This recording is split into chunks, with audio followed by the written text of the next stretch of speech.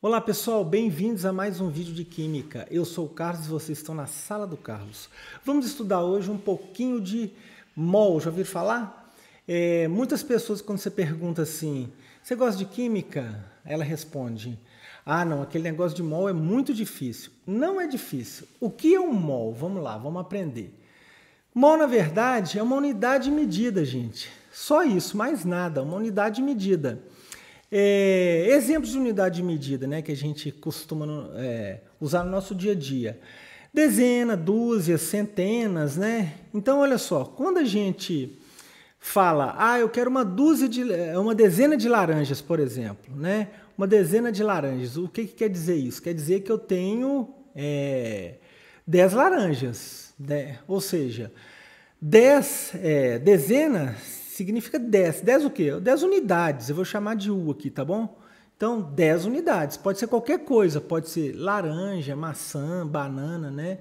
Uma dezena de qualquer coisa. Dúzia. Uma dúzia de qualquer coisa. Gente, isso aqui vocês já sabem, né? 12 unidades, né? Então, uma dúzia de laranjas, 12 laranjas. Uma dúzia de ovos, 12 ovos, né? Uma centena, 100, né? Centenas, 100 unidades, pode ser qualquer coisa. Quando eu falo unidades, é que pode ser qualquer coisa, né? Você pode transformar em laranjas, bananas, né? Carros, né? Planetas, qualquer coisa. Mas então, olha só, e quando a gente tem mol, né? Um mol, são quantas unidades? Isso aqui, ó, enorme, né? 6,02214, né? 179, vezes 10 a 23. Só que eu vou trabalhar arredondando aqui, tá bom, gente? Só para facilitar. Né? Porque se a gente ficar uma atividade, por exemplo, se toda hora eu tiver que escrever isso aqui, nossa, vai demorar muito, né? Mas então, olha lá. Então, quando eu tenho um mol, vou chamar aqui, ó, um mol, né?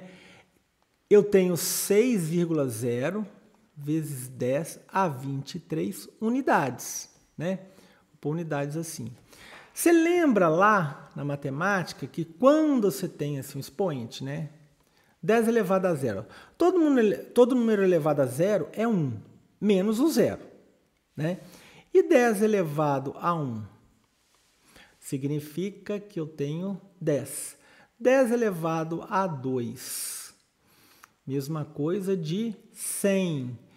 10 elevado a 3. 1000. O que eu estou querendo dizer? E assim por diante, né? Ó, o negócio vai infinito.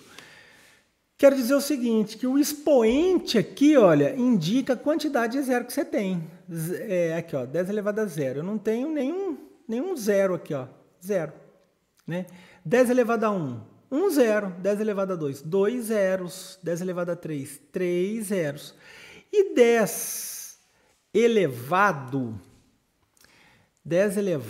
a 23. Então, eu tenho... Peraí.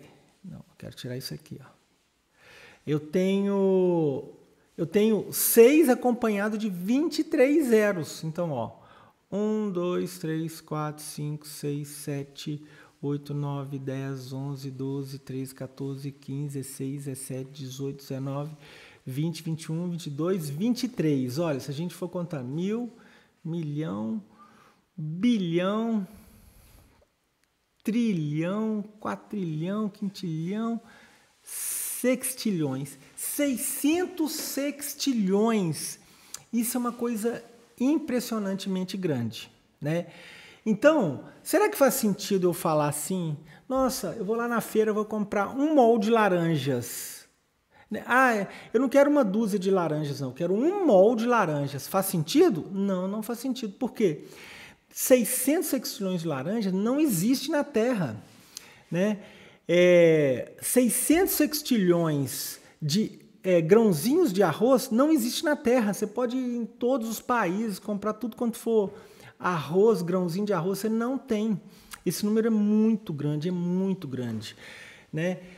Então, isso aqui corresponde ao mol. Então, se eu falar assim, ó, um mol de laranjas, 6 vezes 23 laranjas, ou 600 sextilhões de laranjas, né? que não existe na Terra. Ué, mas então para que eu vou mexer com mol? Para que inventaram isso? Inventaram pelo seguinte: nós vamos trabalhar agora com coisas muito pequenininhas, muito pequenas, átomos, moléculas, prótons, nêutrons, íons, né, elétrons, coisas muito pequenas. Aí faz sentido, né? Então, exemplo, vamos lá. Se eu pegar aqui, por exemplo, deixa eu colocar exemplo. Só uma coisinha. O mol, né, esse 6 × 10⁻23 é chamado de constante de Avogadro. Avogadro. Em homenagem a um cientista, né, o Avogadro, que era um cientista italiano, que ele descobriu que quantidades, volumes iguais de gases diferentes teriam a mesma quantidade de partículas. Então, em homenagem a ele, né, mais tarde, depois que ele morreu, aí eles descobriram que o valor de um mol seria isso, é uma constante, não varia, tá bom? Vocês vão ver agora mesmo que isso não varia. Por isso é chamado de constante. O que é uma constante? Uma coisa que não varia, ela é constante, né? Então vamos lá. Então se eu pegar, por exemplo aqui, né? Se eu pegar um mol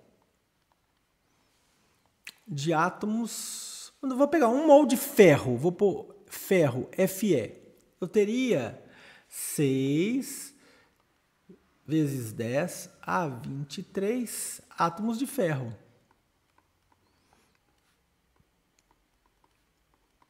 Entenderam? Então, ó, um mol sempre vai ser 6 vezes 10⁻23 átomos. Por quê? É uma constante de Avogadro, né? E se eu pegar, por exemplo, um mol de H2O. H2O é água, né? É uma molécula. Então, eu teria quantas moléculas que eu teria? 6 vezes 10⁻23 moléculas. Moléculas de H2O. Beleza? E se eu pegar, por exemplo,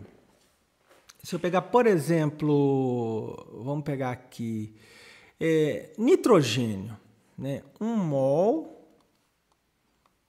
de N2, ó, N2. N2 também é uma molécula, né? O que é uma molécula? Quando você tem mais de um átomo junto, uma molécula. Então eu tenho quantos? 6 vezes 10⁻23 moléculas de N2. Beleza. E agora, gente, como que a gente vai usar mol na química? Olha só, é muito, muito fácil, né? Eu quero transformar isso aqui agora para massa. Eu quero saber qual é a massa de um mol de ferro, né? Vou transformar em massa agora. Então, eu venho lá na tabela periódica, aqui, ó. Peguei uma tabela periódica aqui na internet e vou olhar aqui, ó. Como eu estou trabalhando com ferro, eu vou olhar aqui, ó. Olha a massa do ferro. Esse número daqui, olha, ele é um número atômico. A massa do ferro é essa aqui, ó. 55,845. Eu vou arredondar para 56, tá bom? Peraí que eu apaguei não, é aqui, ó.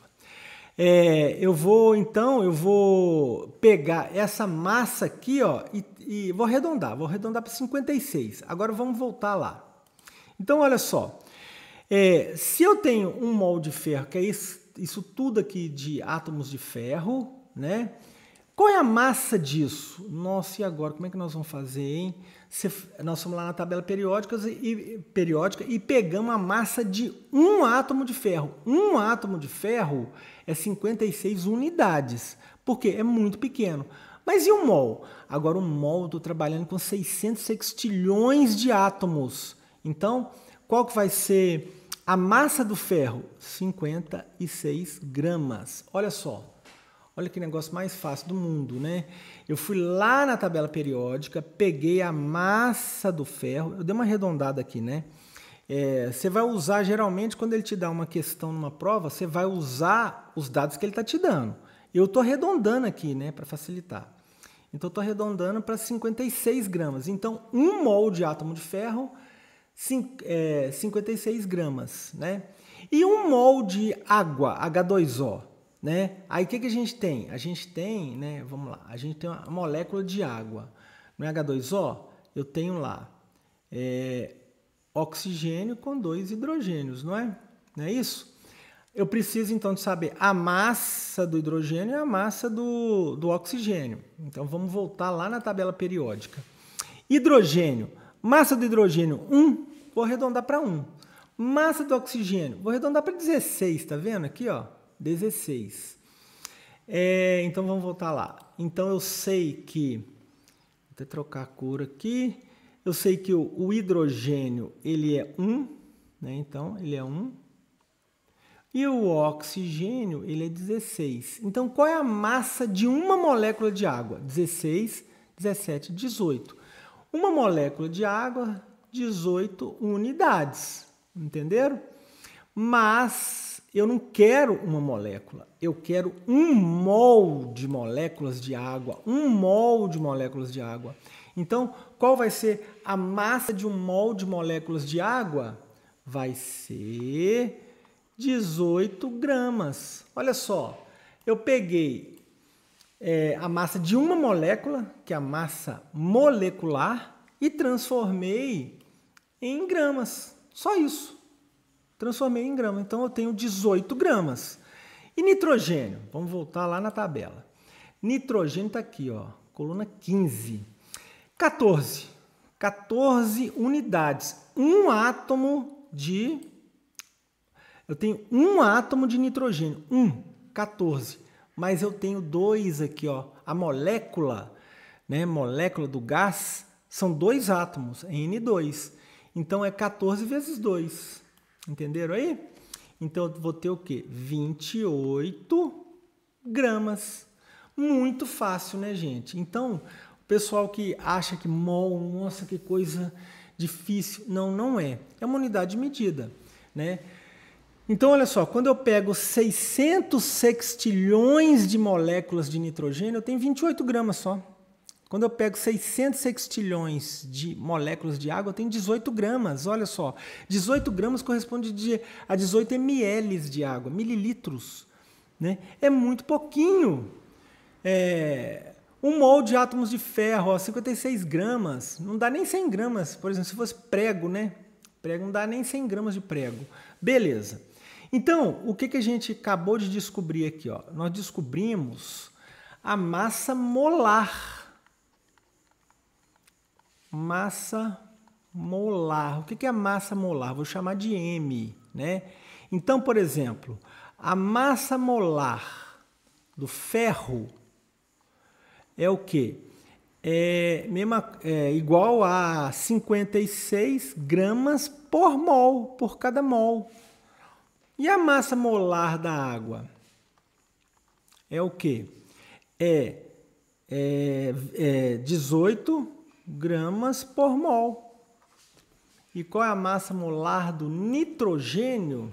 Massa molar do nitrogênio é 28 gramas por cada mol. Por mol, entenderam? Então, a gente acabou de descobrir o que é massa molar. Massa molar é isso. Agora, tem uma curiosidade, o seguinte.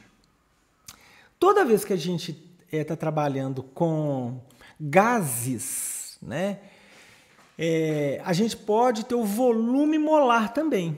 Volume molar. Olha só. O volume molar.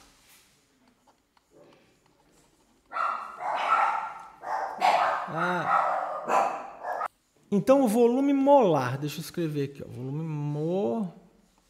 molar. Vou chamar de volume molar, tá bom? Volume molar. Então, esse volume molar, eu posso ter o volume molar. O que é o volume molar? Já está falando, volume de 1 mol, né? 1 mol. Olha só, se o gás estiver na CNTP, condições normais de temperatura e pressão, né? Qual que é o volume molar? Volume molar será igual a 22,4 litros.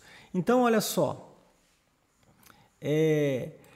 1 mol de N2, né, tem isso aqui de moléculas, né, 6 vezes 10 a 23 moléculas de nitrogênio, e a massa dele seria o quê? 28 gramas. E se ele tiver na CNTP? Só lembrando uma coisa, na CNTP eu teria que ter uma temperatura de 0 graus e uma pressão de 1 atm. Ou seja, se esse gás aqui, o nitrogênio, gás nitrogênio, né, que são 6 vezes 10 a 23 moléculas de nitrogênio, e com a massa de 28 gramas, se estivesse na CNTP, que é 0 graus e 1 atm, lembra, condições normais, temperatura e pressão. Isso é padronizado. Os cientistas lá falaram assim, ó, CNTP, que condições normais, temperatura e pressão, vai ser o quê? 0 graus e 1 atm. 1 atm é a unidade de pressão atmosférica, tá bom? Unidade de pressão. No caso aqui é a pressão atmosférica. Então, olha só. Então, o nitrogênio teria qual volume? Teria um volume de 22,4 litros. Volume molar do nitrogênio. Qual o volume molar do nitrogênio? 22,4 litros.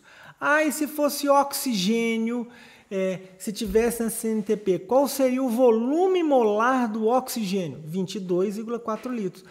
E se fosse metano, CH4, né? Na CNTP, qual seria o volume molar se estivesse a 0 graus e 1 atm? CNTP, 22,4 litros.